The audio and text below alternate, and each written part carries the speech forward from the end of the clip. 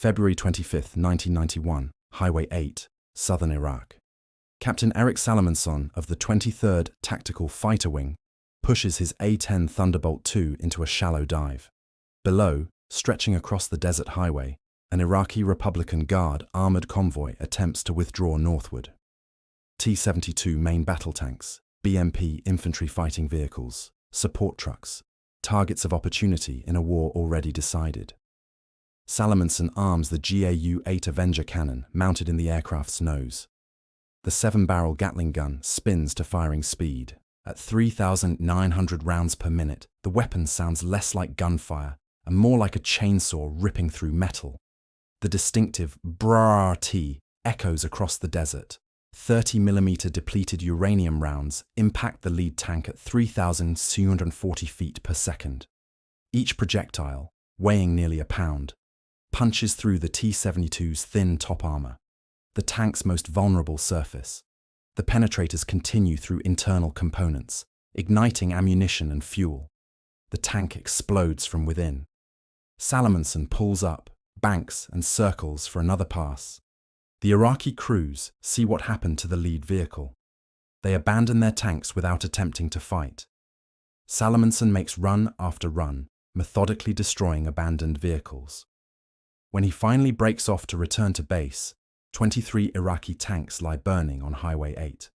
1 aircraft, 1 pilot, 1 mission, 23 kills. Soviet military observers analyzing Operation Desert Storm reach an uncomfortable conclusion. American close air support doctrine has achieved results Soviet theory declared impossible. The A-10 Warthog, an aircraft designed specifically to destroy Soviet tanks in the hypothetical battlefields of Cold War Europe, has just validated its design concept against Soviet-equipped forces in actual combat. The implications are profound. If heavily armored attack aircraft can survive and dominate in modern air defense environments, Soviet defensive doctrine requires fundamental reassessment. For Iraqi forces equipped with Soviet weapons and trained in Soviet tactics, the expectation was clear. American close air support aircraft would be vulnerable to ground-based air defenses. Soviet doctrine throughout the Cold War emphasized that low-flying attack aircraft presented ideal targets for short-range air defense systems. The ZSU-23-4 Shilka mobile anti-aircraft gun, with its 4 23mm cannons and radar fire control, was designed specifically to destroy aircraft like the A-10. SA-7 Grumble and SA-9 Gaskin, shoulder-fired and vehicle-mounted surface-to-air missiles, provided additional layers of defense. The doctrine assumed that coordinated air defense, multiple weapon systems covering different altitude bands and ranges, would attrit attacking aircraft to unacceptable levels. Soviet experience in Afghanistan validated this assumption. The Su-25 Frogfoot ground attack aircraft, the Soviet equivalent to the A-10, suffered significant losses to American-supplied Stinger missiles operated by Mujahideen fighters. The Su-25 was armored and designed for survivability, but repeated deployments in contested airspace resulted in steady losses. Soviet military leadership concluded that modern air defense weapons, even relatively unsophisticated man-portable systems, could effectively engage low-flying attack aircraft. The lesson seemed clear. Close air support in the face of concentrated air defenses required either overwhelming numbers to achieve acceptable attrition rates or standoff weapons that allowed aircraft to attack from outside defensive envelopes. Iraqi confidence in their air defenses was based on practical experience. During the Iran-Iraq War of the 1980s, Iraqi forces had successfully engaged Iranian aircraft using Soviet-supplied air defense systems. Iraqi crews had trained on ZSU-23-4 systems and SA-7 missiles, achieving kills against Iranian F-4 Phantoms and F-5 Tigers. The Republican Guard, Iraq's elite armored formations, deployed mobile air defense assets integrated with their tank and mechanized units. Iraqi doctrine assumed that American jets, optimized for speed, would make single high-speed attack passes and depart quickly to avoid sustained exposure to anti-aircraft fire. What Iraqi forces didn't understand was that American aircraft designers had created something entirely different from conventional attack jets. The A-10 Warthog wasn't optimized for speed or sophisticated avionics. It was optimized for two things: killing tanks and surviving ground fire. The Fairchild Republic, A-10. Thunderbolt ZSU originated in the early 1970s as a direct response to the Soviet tank threat in Europe. NATO war planners projected that any conflict with the Warsaw Pact would involve massive Soviet armored formations advancing westward. Conventional NATO forces couldn't match Soviet tank numbers, so alternative means of destroying armor were essential. The Air Force's AX program specified an aircraft capable of destroying tanks, surviving ground fire, and operating from forward bases with minimal support infrastructure. The result was an aircraft that looked wrong to pilots accustomed to sleek supersonic fighters. The A-10's most distinctive feature was its weapon. The GAU-8 Avenger cannon, a 7-barrel Gatling gun firing 30mm ammunition, was built first, and the aircraft designed around it.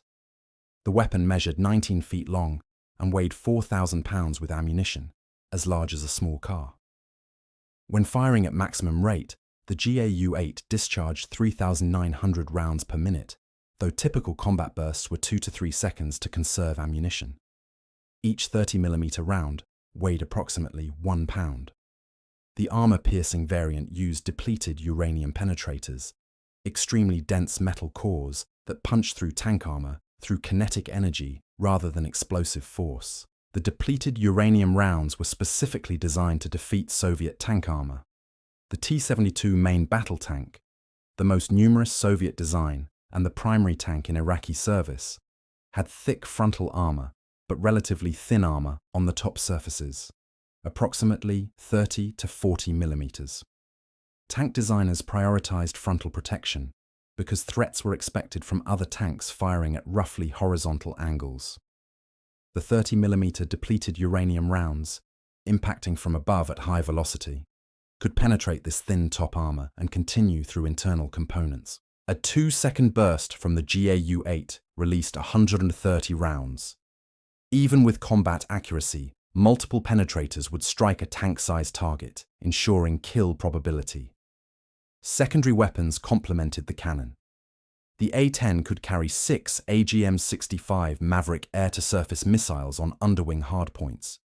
The Maverick used television or infrared guidance, allowing pilots to lock onto targets from 5 to 8 miles away, well outside the effective range of most anti-aircraft guns.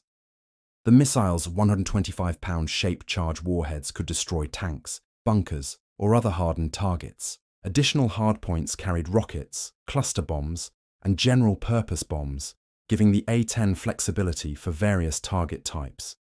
Survivability design distinguished the A-10 from every other aircraft in the Air Force inventory. The design philosophy accepted that the A-10 would be hit. The question wasn't if, but how much damage the aircraft could sustain and still complete the mission. Combat testing showed the A-10 could fly with one engine destroyed, half the tail shot away, and portions of wing surfaces missing. Landing gear could be deployed with explosive charges if hydraulics failed. Fuel tanks were protected by internal foam that prevented explosion if punctured. Every system had backups, and every critical component had armor protection or redundant alternatives. Performance specifications reflected mission priorities. Maximum speed was 420 miles per hour, slow by jet standards but adequate for the mission. The deliberate lack of speed emphasis provided advantages: excellent low-speed handling, tight turning radius, and the ability to loiter over battlefields for extended periods. Combat radius exceeded 250 miles with weapons load, and loiter time in the target area could reach 2 hours or more. Fast jets made single attack passes and departed. The A-10 could circle a battlefield, make multiple attacks, and remain overhead to provide continuous support. Pilot visibility was exceptional. The cockpit positioned the pilot high with large canopy windows providing near 360-degree vision. This visibility was critical for visually acquiring ground targets, tanks, vehicles, infantry positions, and distinguishing between friendly and enemy forces. The pilot sat in an upright position rather than reclined, improving the downward view essential for ground attack missions. Operation Desert Storm provided the combat test that validated every design decision. The Air Force deployed 144 A-10s to the Persian Gulf, forming the largest concentration of Warthogs in operational history. The aircraft flew over 8,100 sorties during the conflict, targeting Iraqi armor, artillery, supply convoys, and defensive positions. The results exceeded expectations. Confirmed kills included 987 tanks, 926 artillery pieces, 1,355 armored personnel carriers, and approximately 10 aircraft destroyed on the ground. These numbers represented more than abstract statistics. Each kill meant an Iraqi tank that couldn't advance, an artillery piece that couldn't fire on coalition forces, a vehicle that couldn't transport troops or supplies. The A-10's contribution to ground operations was decisive, removing Iraqi armored capability before coalition ground forces began their advance. The AGM-65 Maverick missiles proved devastatingly effective. Pilots could launch from 5 to 8 miles away, outside the effective range of anti-aircraft artillery. The television or infrared seeker allowed precision engagement even when visibility was poor. Iraqi forces often didn't realize they were under attack until missiles impacted. The standoff range meant A-10s could destroy multiple targets per mission without exposing themselves to the heaviest defensive fire. The GAU-8 cannon dominated close-range engagements. A-10 pilots would identify targets, roll into attack runs, and unleash 2 to 3 second bursts of 30mm fire. The depleted uranium rounds tore through Iraqi armor, igniting ammunition and fuel. Iraqi crews quickly learned that their vehicles offered no protection against the A-10's cannon. Abandoned tanks became common sights. Crews fled rather than face the Warthog's guns. Specific missions illustrated the aircraft's capabilities. Captain Eric Salomonson's 23-tank destruction on February 25th represented the single mission record. But it wasn't isolated. Major Jeff Fox destroyed an entire Iraqi convoy single-handedly, using Mavericks and cannon fire to eliminate dozens of vehicles. Multiple pilots achieved double-digit kills in single missions, mission after mission, demonstrating that one A-10 could inflict catastrophic damage on Iraqi formations. The Iraqi response evolved from attempted defense to outright panic. Ground forces reported that the distinctive sound of the A-10's turbofan engines and the unmistakable brrrt of the GAU-8 cannon caused Iraqi troops to abandon positions and vehicles. The psychological impact was profound. Iraqi soldiers knew that when they heard that sound, destruction was imminent and resistance was futile. Numerous accounts describe entire units surrendering when A-10s appeared overhead, preferring capture to facing the aircraft's weapons. The infamous Highway of Death, the road from Kuwait to Basra where retreating Iraqi forces were destroyed, saw extensive A-10 operations. Thousands of vehicles fleeing Kuwait became targets for American aircraft. A-10s methodically worked through the columns, destroying tanks, trucks, artillery pieces, and anything else military. The resulting devastation shocked observers and effectively ended Iraqi resistance. Iraqi anti-aircraft attempts proved futile. ZSU-23-4 Shilka systems fired thousands of rounds at attacking A-10s. Some hit. The A-10s kept flying. The titanium armor absorbed 23mm hits that would have destroyed other aircraft. SA-7 and SA-9 missiles occasionally achieved lock-on and were launched. The A-10's engines, producing relatively cool exhaust and mounted high on the fuselage, presented difficult targets for heat-seeking missiles. Most missiles missed. Those that hit often damaged, but didn't destroy the aircraft. Battle damage reports documented the A-10's incredible survivability. Aircraft returned to base with dozens of holes from ground fire. Hydraulic systems were damaged, engines were hit, control surfaces were shredded. The aircraft landed safely, ground crews repaired the damage overnight, and the same aircraft flew missions the next day. One A-10 returned with significant portions of its wing and tail missing, battle damage that would have meant certain death in conventional aircraft. The pilot landed safely. 0 A-10s were lost to Iraqi air defense systems during Desert Storm. 4 A-10s were lost to various causes, including ground fire and accidents. but all pilots were rescued. The combat loss rate was essentially zero against an opponent equipped with modern Soviet air defense weapons. The contrast with Soviet experience in Afghanistan was stark. Su-25 Frogfoot aircraft had suffered steady losses to less sophisticated air defenses. The fundamental reason Iraqi defenses failed against the A-10 was armor penetration versus armor protection. Iraqi ZSU-23-4 systems fired 23mm rounds designed to destroy aircraft with typical aluminum airframes. The A-10's titanium armor bathtub was designed to withstand exactly this threat. The mathematics were simple. 23mm rounds couldn't penetrate titanium armor thick enough to stop them. Meanwhile, 30mm depleted uranium rounds could penetrate tank armor that 23mm rounds couldn't touch. The A-10 was armored against Iraqi weapons, but Iraqi armor offered no protection against American weapons. Loiter capability exhausted Iraqi defenses. Conventional fast jets made single attack passes, diving toward targets, releasing weapons, and climbing away at high speed to avoid sustained exposure to ground fire. Iraqi anti-aircraft crews could concentrate fire during these brief exposures. The A-10 circled for hours, making multiple attack runs from different angles. Iraqi gunners fired continuously until ammunition was exhausted, but the A-10's armor allowed it to absorb hits and continue attacking. Iraqi air defense doctrine assumed brief engagements. The A-10 imposed sustained combat that depleted ammunition and demoralized defenders.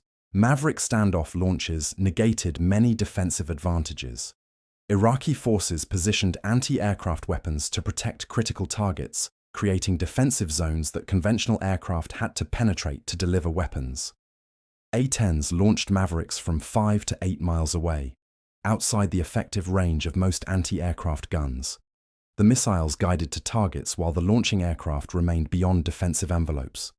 By the time Iraqi gunners realized they were under attack, missiles were already impacting. The titanium armor represented a fundamental departure from aircraft design philosophy.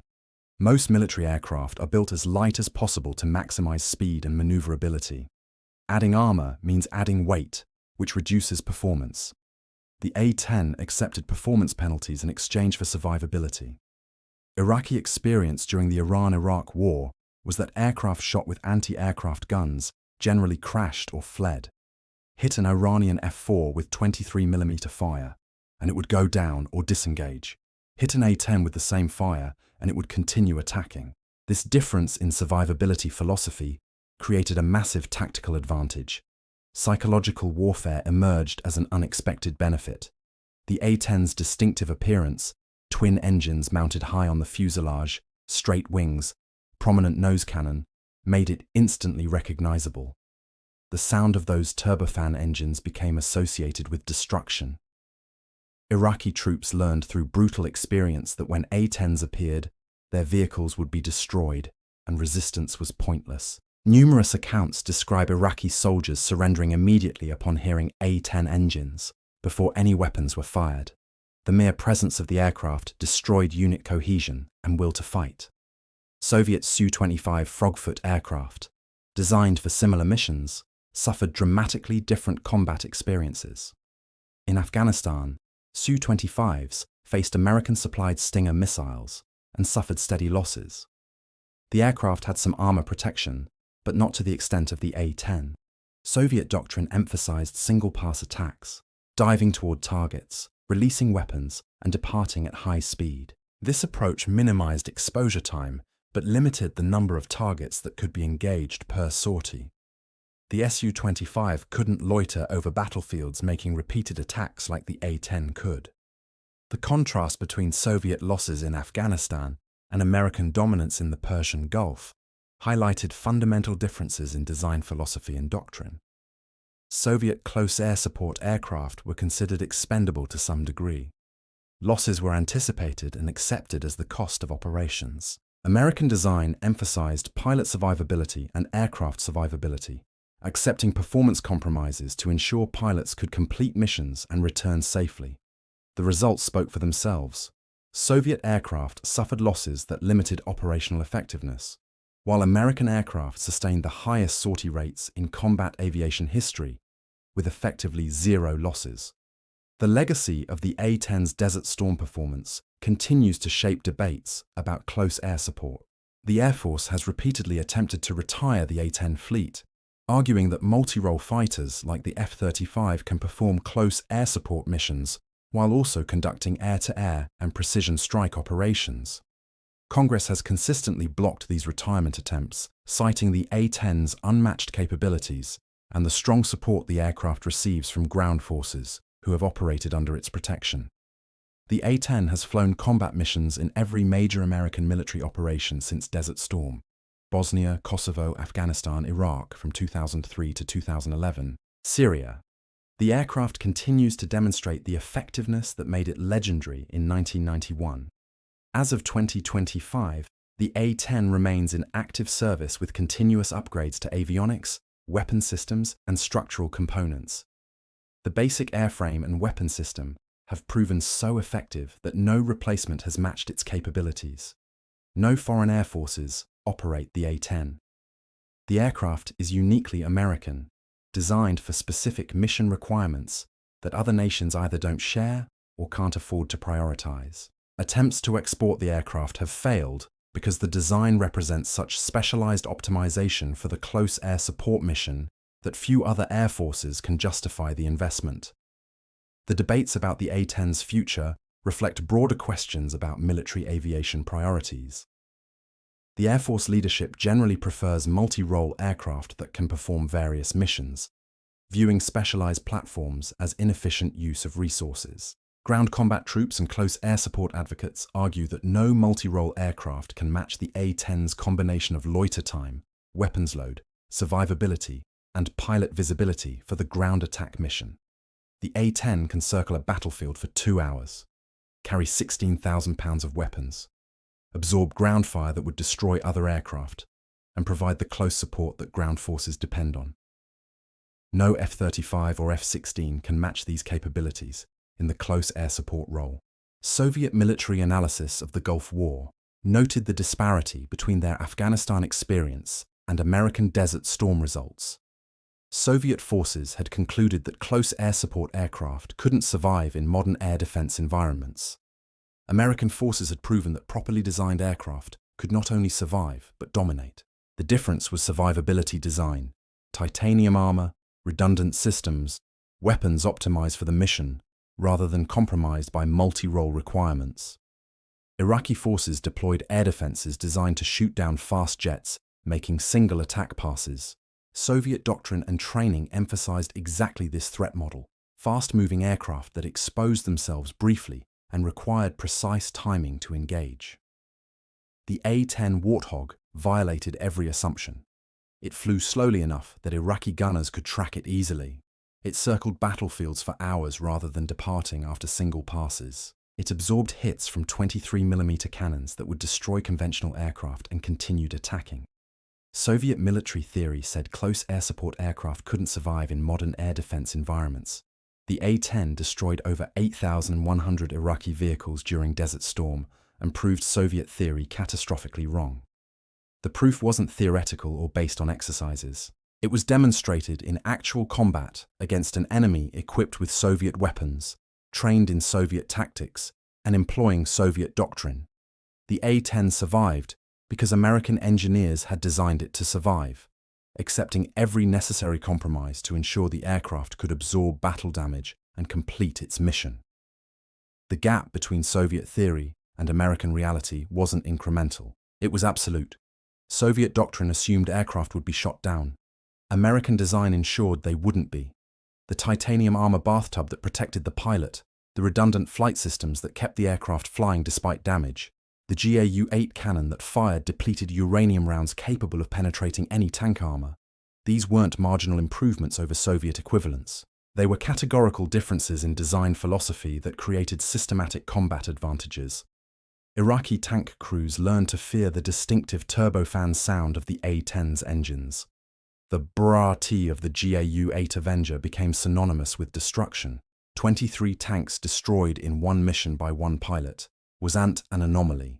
It was validation of an aircraft design that Soviet military theory had declared obsolete before it flew its first mission. The A-10 Warthog, armed with titanium armor and a gun that fired uranium, proved that when design priorities emphasize survivability and mission effectiveness over speed and sophistication, the result is an aircraft that can dominate battlefields that would destroy conventional attack jets.